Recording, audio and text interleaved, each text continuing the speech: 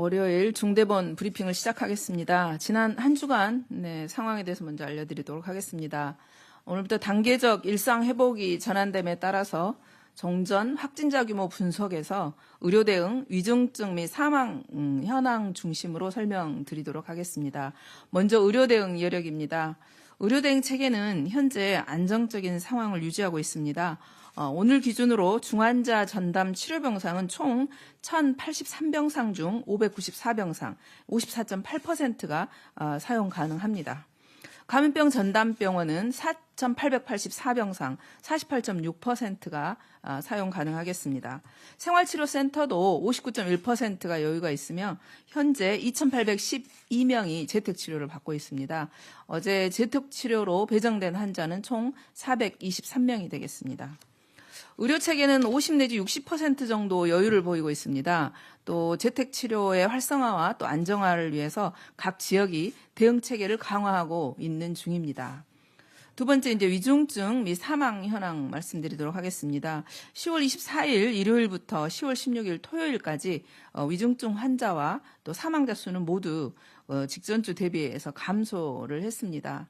지난주 하루 평균 위중증 환자가 333명이고 그 직전주 343명보다는 약간 감소한 상황입니다. 그렇지만 지난 5주간 그 300명대를 벗어나지 않고 유지되고 있는 상태입니다. 60세 이상이 74.1%로 고령층이 대다수를 차지하고 있습니다. 위중증 환자와 또 중환자실 이용 간의 어떤 연관 관계를 고려해 본다면 500명 이내 수준에서는 중환자실 운영에 큰 문제가 없을 것으로 예상하고 있습니다. 지난 1주간 총 사망자 수는 85명입니다. 삼가 고인의 명복을 빌고 유족께도 위로의 말씀 드리겠습니다. 직전주 101명에 대해 사망자 숫자는 소폭 감소하였습니다. 참고로 우리 계절 독감 사망자 수하고 한번 비교를 해보게 되면요.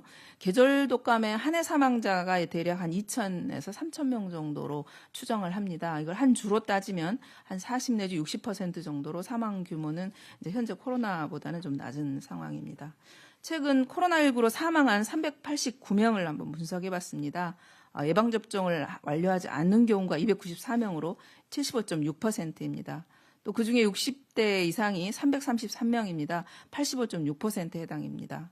그래서 접종을 받지 않을수록 그리고 고령층일수록 그 사망의 위험은 커지고 있는 것을 보이고 있습니다. 특히 고령층 중에서 아직 그래서 접종을 완료하지 않으신 분들에 대해서는 반드시 접종을 받으실 걸 다시 한번 권고드리겠습니다. 다음으로 지난 한 주간의 그 유행 규모입니다. 지난 1주간 국내 확진자 수가 1,716명이었습니다. 직전주 1,339명보다 28.2% 증가했습니다. 직전 그 3주간 정도는 감소 추세를 보였었는데요. 확진자 발생이 지난주 들어서 다시 증가하는 양상입니다. 따라서 지난주 그 주간 감염 재생산 지수도 1.03으로 직전주 3주간의 1 미만이었던 것이 다시 증가세로 전환된 상황입니다. 이런 상황은 거리두기 완화 그리고 일상 회복에 대한 기대감 또 추운 날씨 때문에 실내 활동이 증가되면서 환기가 좀 어려워졌기 때문에 확진자 수가 증가세로 전환한 것이 아닌가 보고 있습니다.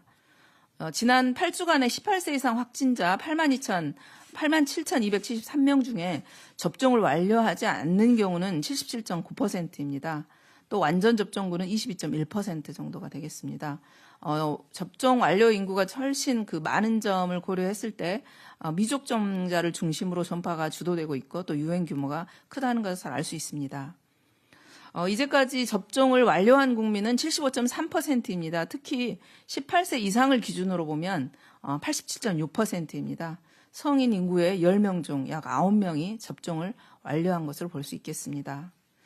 예방접종은 그 중증화와 또 사망률을 방지할 뿐만 아니라 본인의 감염을 예방하고 또 다른 사람들에 대한 감염 전파 가능성도 줄여줍니다. 아직 예방접종을 받지 않으신 분들 본인의 건강과 가족의 안전을 위해 또 그리고 우리 사회 모두를 위해서 반드시 예방접종에 참여해 주실 것 다시 한번 당부드리겠습니다.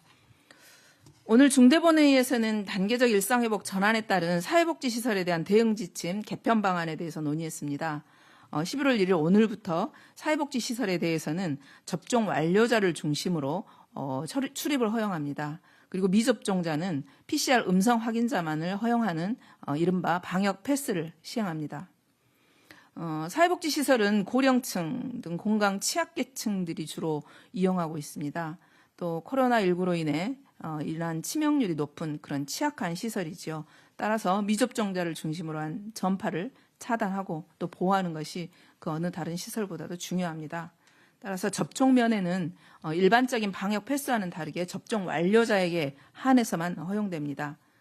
다만 미접종자는 생활자가 임종 또는 의식불명 등의 긴급한 상황 등이 있는 경우 PCR 음성 확인을 한 다음에 보호용구를 착용하에 예외적으로 접종 면회가 가능합니다. 또 자원봉사자나 실습생 등 그 외부인들의 출입은 접종을 완료한 경우에만 제한 없이 출입이 허용됩니다. 다만 미접종자는 출입 기간 또 횟수에 따라서 예외적으로 출입이 허용되겠습니다. 특히 일주일 이상 출입을 해야 되는 경우에는 PCR 음성 확인 시에만 출입이 허용되고요. 주기적인 PCR 또 의무화는 계속 유지합니다. 또 미접종자는 그 외출과 외박에 있어서도 금지됩니다. 따라서 계약에 따른 등교나 생계 유지를 위한 출퇴근만을 예외적으로 허용하고 있습니다. 이 경우에도 시설 내에 별도 격리 생활 공간을 마련해서 운영할 계획입니다. 앞으로도 우리 사회 전반의 일상 회복을 위한 준비에 만전을 기하면서도 감염 위험으로부터 취약시설을 보호하기 위해서 최선의 노력을 다하겠습니다. 오늘부터 본격적으로 일상 회복을 위한 첫발을 내딛게 됐습니다. 이는 그 새로운 일상으로의 시작으로서 우리가 한 번도 가보지 않은 미지의 길입니다. 겨울철에 실내 활동 증가에 따라서 감염 확산, 또 1천만 명 이상의 미접종 인구가 아직도 존재하고 있다는 것은 위험 요인입니다. 방역 조치가 완화됨에 따라서 일상 회복으로 전환하는 해외 국가들의 상황을 보면 그 유행이 급증할 가능성이 잔존하고 있습니다. 그렇지만 이는 준비된 변화이고 또 우리 국민들께서 지금까지 보여주신 그런 성숙한 시민의식과 적극적인 참여를 바탕으로 힘을 합친다면 앞으로 있을 고비도 안전하게 극복할 수 있을 것이라 믿습니다. 일상회복을 안정적으로 계속 추진할 수 있도록 국민 여러분들 스스로 일상생활 속의 방역 실천, 참여와 협조 다시 한번 당부드립니다. 마스크 쓰기, 또 주기적으로 실내 환기하는, 또 증상이 있는 경우에는 신속하게 검사를 받는 이 세 가지 방역 수칙은 일상생활 속에서 반드시 실천해야 될 기본 수칙입니다. 우리 정부에서도 모든 총력을 다해서 안전한 일상회복의 과정을 차근차근 달성해 나가도록 하겠습니다. 감사합니다.